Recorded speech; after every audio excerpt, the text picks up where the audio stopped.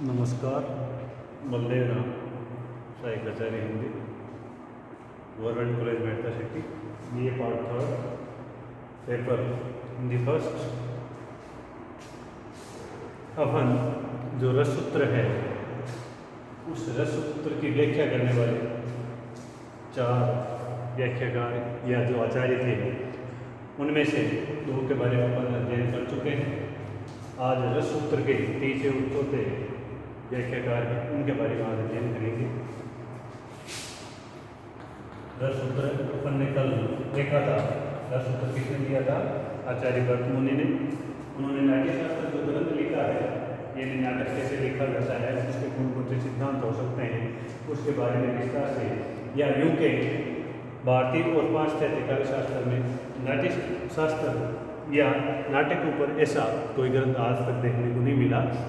तो उसमें आचार्य भरत मुनि ने जो रस सूत्र दिया, विभाव अनुभाव व्यभिचारिक संयोग रस निष्पत्ति, यानी विभाव अनुभाव और संचारी भाव, इनका जैसे संयोग होता है, विभाव अनुभाव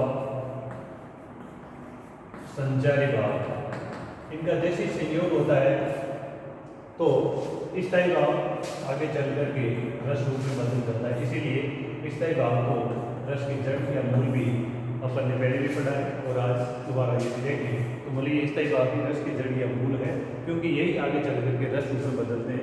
तो जो ये रस सूत्र है, उस रस सूत्र में विभाव अनुभाव संचय भाव, इनका जैसे ही संयोग होता है, संयोग होते ही स्थायी भाव की रस के रूप में निष्पत्ति हो जाती है। यानी अपन ने कल देखा, आचार्य भरत मुनि ने निष्पत्ति का निर्माण बताया था और बाकी भट्ट लोलट और आचार्य शंकु उन्होंने निष्पत्ति का अर्थ, भट्ट लोलट ने उत्पत्ति बताया था और उसने अनुमिति बताया था। आज अपन रस सूत्र के तीसरे जो महत्वपूर्ण आपकी व्याख्या करने वाले व्याख्याकार हुए हैं वो है भट्ट नायक। इनके बारे में आज अध्ययन करेंगे। भट्ट नायक, कल भी अपन ने एक थोड़ी चर्चा की थी। वो चर्चा क्या थी? चर्चा ये थी कि साधारणीकरण सबसे महत्वपूर्ण सिद्धांत साधारणीकरण। अब ये सिद्धांत क्या है? कल भी मैंने बताया था। साधारणीकरण का अर्थ होता है विशेष का परिहार, विशेष का परिहार, यानी विशेष चीज है जो स्पेशलाइजेशन है वो सारी चीज खत्म हो जाती है, और जब वो सामान्यकरण यानी सामान्य विशेष से सामान्य की ओर,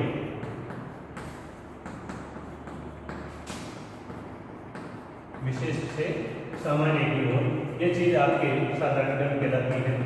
और रस की अनुभूति, ये रसानुभूति, रस की अनुभूति बिना साधारणीकरण के हो ही नहीं सकती। तो भट्ट नायक से पहले इस साधारणीकरण के ऊपर किसी व्याख्याकार ने कोई विचार विमर्श नहीं किया था। तो ये इसका सबसे महत्वपूर्ण सिद्धांत है साधारणीकरण। और ये भावात्मक व्यापार का साधारणीकरण करते हैं। साधारणीकरण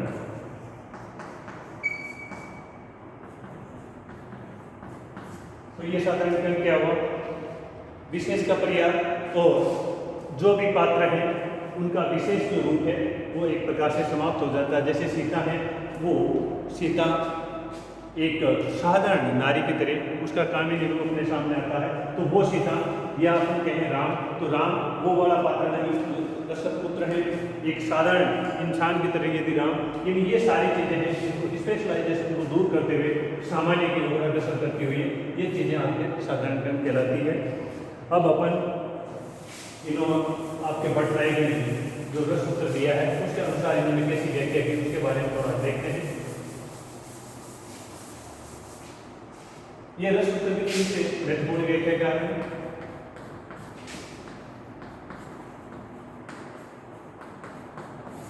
और इन्होंने संयोग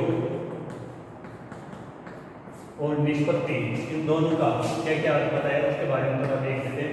निष्पत्ति, आचार्य भट्ट नायक कहते हैं ने तो रस की उत्पत्ति होती है और ने ही रस की अनुमिति होती है।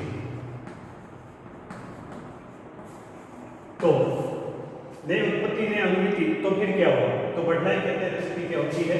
निष्पत्ति का अर्थ इन्होंने भुक्ति लिया था। वो संयोग भोज्य भोजक करो।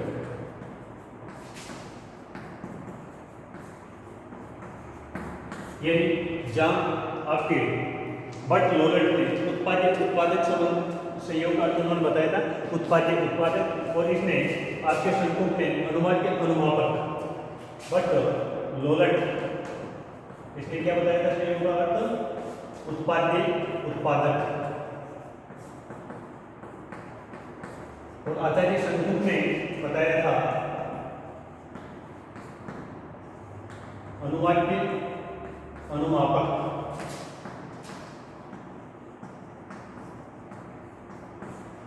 जो रस सूत्र है उसमें ये संयोग और निष्पत्ति, इसी के बारे में इनकी अलग अलग धारणा है। आचार्य भट्ट लोलट की अलग धारणा, आचार्य शंकु की अलग धारणा है। और सबसे बड़ी बात, बट टाइम से पहले ये जो दो भट्ट लोलट और आचार्य शंकु जो रस सूत्र के व्याख्याकार हैं, इन्होंने रस की सत्ता को क्या माना था? आत्मगत नहीं माना इन्होंने। तो फिर क्या माना इन्होंने? और अच्छा, रस की अनुभूति, रस अनुभूति, ये रस की अनुभूति फिर किसकी थी भाई? इन्होंने रस की सत्ता को आत्मगत नहीं माना। तो ये आपके सबसे पहले आचार्य भट्ट नायक ने बताया था कि रस किसका होता है। यानी जैसे जो मूल पात्र हैं, ऐतिहासिक पात्र हैं, उनका अभिनय रंगमंच के ऊपर ये पात्र करते हैं, तो उस समय जो रस की अनुभूति है शहर सामाजिक सामाजिक तक पहली बार पहुंचने वाले आचार्य वो आचार्य भट्ट नायक थे। ये दोनों रस की सत्ता ये तो क्या करते थे? उनमें आरोपण कर देते थे, और शंकु उनका केवल इसमें ये आरोपण कह रहे हैं और ये उसका उसमें अनुमान चित्तपूर्ण न्याय के आधार पर करते हैं कि मतलब मूल पात्रों का उसमें क्या कर लेते हैं? अनुमान कर लेते हैं। तो ये दोनों बात भट्ट नायक के अनुसार उचित नहीं है। और ये कहते हैं रस की क्या होती है? भुक्ति होती है। और वो भुक्ति किसकी होती है? भाव जो व्यापार है उसका साधारणीकरण होता है। ये सबसे महत्वपूर्ण सिद्धांत था, साधारणीकरण। और आगे चल करके अनुकूल कारण जैसे मिलते हैं वो इस टाइप से आगे सामाजिक है, वही आगे चल करके रस रूप में बदलते हैं। लेकिन इसके ऊपर भी थोड़ा एक प्रकार से देखा जाए तो वो वाली चीज जो आचार्य अभिनव गुप्त ने, जो उसके अनुसार ने तो रस की आपकी उत्पत्ति होती है, अनुमिति होती है, और ने ही रस की भुक्ति होती है। तो फिर क्या होती है? रस का क्या होता है? आपके अभिव्यक्ति। इसके बारे में अपन थोड़ा और देख लेते हैं।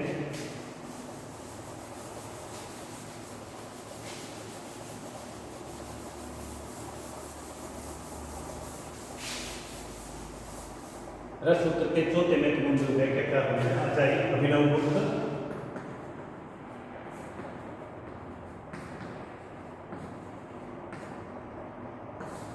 ये कहते हैं ने रस की क्या होती है? उत्पत्ति होती है,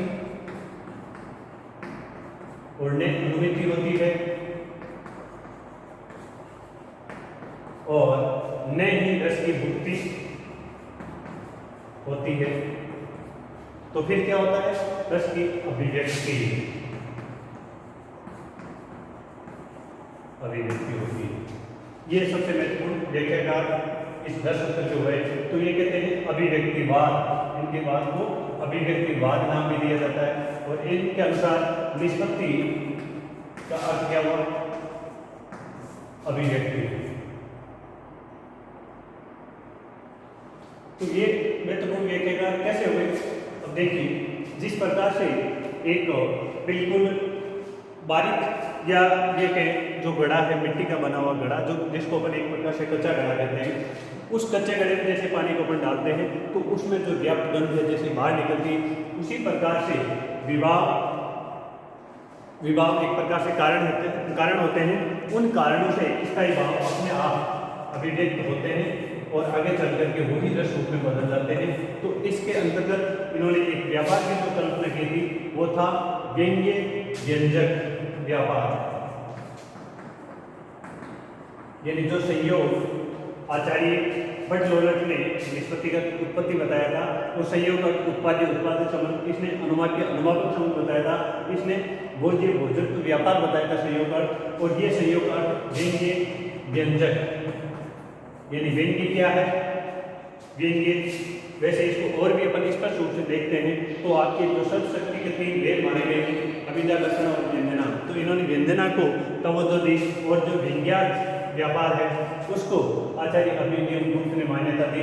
और मिट्टी का जो घड़ा, जो कच्चा घड़ा, उसमें जैसे पानी डालते हैं उससे गंध उसकी बाहर निकलती है, उसी प्रकार से इस व्यंजना व्यापार के द्वारा ही से हृदय सामाजिक का जो चित्त है उसके हृदय में जो स्थायी भाव है वही आगे चल करके रस रूप में तब्दील हो जाते हैं। तो ये सबसे महत्वपूर्ण सिद्धांत है वो आचार्य अभिनव गुप्त के द्वारा दिया गया है।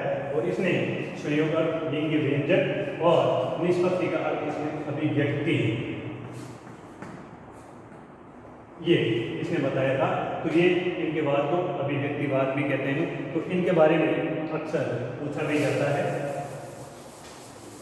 और ये प्रश्न कई दफे आरएस वगैरह इसमें भी पूछा गया है। तो रस की निष्पत्ति कैसे होती है और साधारण ज्ञान क्या था, ये आज अपन अध्ययन किया। और अगले अध्याय में रसों की संख्या, इसके बारे में पहले भी अपने विचार विमर्श किया था कि रस कितने हैं। रसों की संख्या पहले 8 मानी गई थी, फिर उसमें शांत रस को जोड़ा गया था और उसके बाद में 2 रस और वात्सल्य और आपकी भक्ति, इनको भी रस की श्रेणी में काउंटेबल किया जाता है या गिना जाता है। तो कुल मिलाकर के 11 रस हो जाते हैं। रति हास्य ये इसके स्थायी भाव है। श्रृंगार हास्य रोदन ढूंढते जान, वीर जनित अद्भुत तो हो विवश बयान, अपन ने पहले भी देखा था। शांतो अपनी नोहम रसे स्थायी और आपके निर्वेद स्थायी भाव पर कीर्ता। तो ये आपके 11 रस हैं और इनके स्थायी भाव में प्रत्येक रस का एक स्थायी भाव होता है, जबकि संचारी भाव की संख्या 33 होती है। प्रत्येक रस में एक स्थायी भाव, रतिर हास्य शोकस्य क्रोधोत्सव वयम तथा जुगुप्सा विस्मय चैस्ती स्थायी भाव पर कीर्ता, आंतोपि नोम रसे निर्वेद स्थायी भाव पर कीर्ता। तो ये कुल मिलाकर के 11 रस और 11 स्थायी भाव हैं। इनके बारे में अपन ने अध्ययन किया। अगले अध्यायों में प्रत्येक रस के बारे में अपन अध्ययन करेंगे। और वैसे देखा जाए तो श्रृंगार रस, श्रृंगार मधुर और महान आनंद प्रदान करने वाला रस है और इसको रस राज की संज्ञा दी जाती है। तो सबसे पहले अपन इस श्रृंगार रस के बारे में, ये श्रृंगार, इसके भी 2 भेद, एक संयोग और वियोग, इसको रस राज की संज्ञा दी जाती है, इनके बारे में अध्ययन करेंगे। धन्यवाद।